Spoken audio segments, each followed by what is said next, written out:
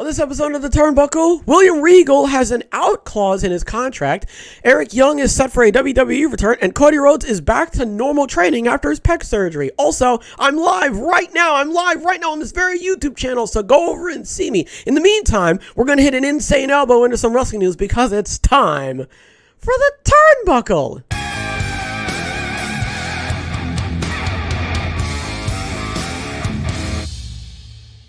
Dave Meltzer stated why it is basically a given that Regal will return to his former promotion in the latest Wrestling Observer newsletter. The general idea is that he had a short-term deal with an out clause. Multiple WWE sources said Regal had an out clause in his contract. Actually, the returning to WWE is basically a given at this point, whether it was a short-term deal or Tony Khan let him out of his deal out of respect for him. There are many other versions going around wrestling as to what happened, but the short-term deal is the primary source story. An out clause is a stipulation in an underwriting agreement that permits the contract to be canceled without penalty. William Regal's return to WWE is a very interesting idea at this time, regardless of whether his AEW agreement was a short-term deal or not, or Tony Khan let him out of his contract out of respect for him. It was believed that Regal has signed a 3-year deal with AEW earlier this year. However, it has been reported that William Regal's contract is set to end in December. So this is like the top story that's like going all over the place right now, is William Regal is leaving AEW and he's going for WWE. If you've been following me these past couple days, you'll know that I've basically been saying, oh, he's not going anywhere, and oh, he signed a 3-year contract, and oh, Tony Khan's not going to let him, and all this sort of stuff, right? That's until I found out about the out clause in his contract, which apparently, you know, gets him a get out of jail free card, I guess. So I wasn't even aware of that until about literally, well, okay, I was hearing it all day yesterday. Oh, Regal's going back, and Regal's going back, and for the whole day, I was like, there's no way, because he signed the contract. But now that I'm hearing about the out clause thing, that completely changes everything. And everyone's talking about how he basically got written off of TV and everything.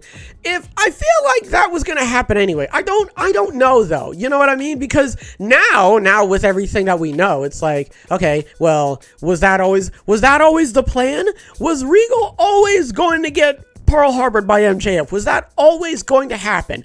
Or was that just a last minute thing that they decided to do because William Regal was thinking of, although if you think about it, then there's a potential chance that this was getting talked about before Full Gear, you know? So maybe this was in talks like a couple weeks back and now it's being put into play and now we're just now hearing about it. Dave Meltzer was also talking about some stuff that he heard like off the record and he was saying how he can't talk about that and everything. So, I mean, okay, I guess William Regal's out of here, right? I guess he's got the out contract, I guess, right? And the only reason I'm saying I guess is because I was fully like, what's the word? I was fully convinced that he was staying for the next 3 years. So I was like, oh,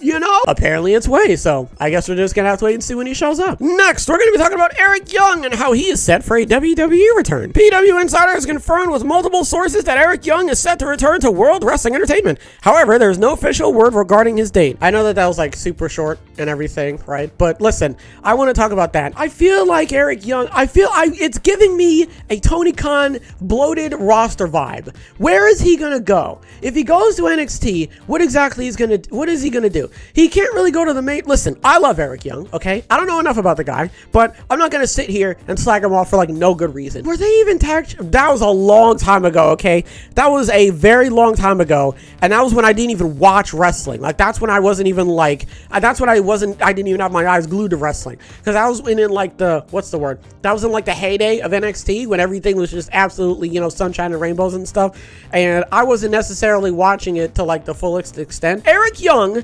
was one half of the tag team champions with Sanity, right? I feel like they were. I don't know. I could be wrong. Okay, if I am, I apologize. But the point I'm trying to make is that I don't really remember him like winning any like major titles when he was called up to the main roster. I specifically remember he got called up to the main roster and then they like split the team up, I think, right? And then Eric kind of just like didn't really do anything, and then, you know, little by little they got, Alexander got released, I believe, and then Eric got released, and then Killian Dane stayed a little bit, and then Nikki Cross, and then he left, and then Nikki Cross is the only one who stayed, right? And then, you know, she did her thing and blah, blah, blah. I don't want him to, like, do the thing that everybody's doing on AEW where they're in the roster and everything, but, like, they're not doing anything because there's just so many people and there's so many storylines and everything. You've got the storyline with Austin and Seth Rollins, right? And obviously you've got the whole like main title thing pretty much wrapped up in a bow and sealed tight. So what is he gonna do? Where is he gonna be? You know, like where is he gonna like fit into all of this?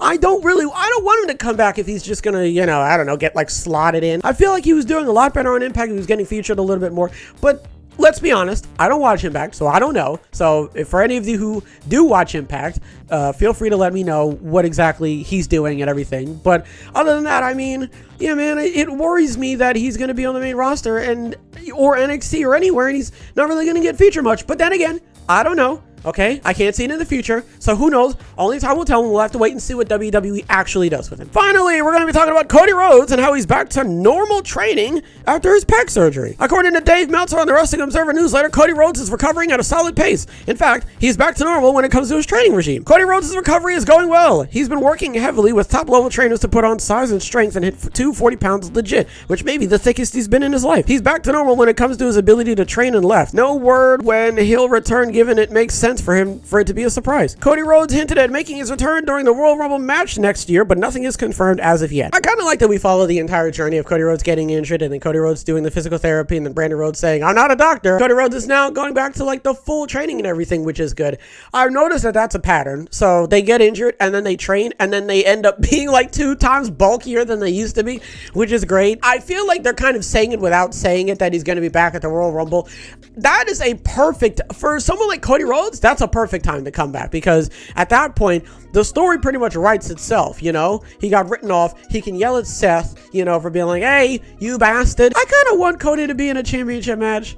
I don't know how confident I am in saying that. Okay, you can, don't hold me to that, because if he's going to come back in the Royal Rumble, I feel like I don't want it to be, although I guess you could do like yeah, but they've already fought though with the whole pec injury and everything like that. So I don't know. I mean, really it depends on what Cody wants to do and where Cody's gonna, you know, want his trajectory to be and everything like that. So we're gonna really have to wait and see. But I will say this, I'm glad that he's back. He's pretty much back. Now I feel like at this point he's just sort of like, you know, on the horn with Triple H and pretty much just, you know, figuring out what he wants to do and what storyline he wants to be like weaved into and everything like that. So man, he's pretty much good. He's good to go, and all we have to do is just wait and see what's gonna happen with him. So only time will tell. What do we talk about? William Regal had an out clause in his AEW contract. Okay, again, an out clause is a stipulation in an underwriting agreement that permits the contract to be canceled without penalty.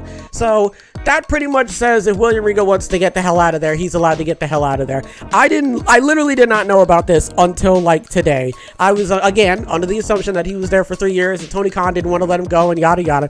But I do remember saying, I said this yesterday, I said if William Regal wants to leave, I feel like Tony Khan's going to oblige him and be like, all right, yeah, fine, why not? You can get the hell out of here. So yeah, man, they said it was up in December. It's December, so gotta wait and see when he's actually gonna show up. Eric Young is making his way to WWE. I'm happy for him. Do not get me wrong. I'm happy for him. During his run in NXT, Eric formed Sanity along with Nikki Cross. Young would even win the NXT tag team titles along with Alexander Wolf. However, things started falling apart after Sanity moved to the main roster. Okay, so he did win the NXT tag titles. I don't know who he won them from, okay? Don't shoot me, but he did win the NXT tag titles. Again, I didn't watch it, okay? And also, it was back in like, what, 2016? Okay? That was like the last thing on my mind. I'm just worried that he's just going to accidentally end up, you know, falling a little bit too below the shuffle. You know what I mean? And he's not going to get featured on a lot of different programs and everything like that. So I just want what's best for him. You know, I care about him. That's all. Leave me alone.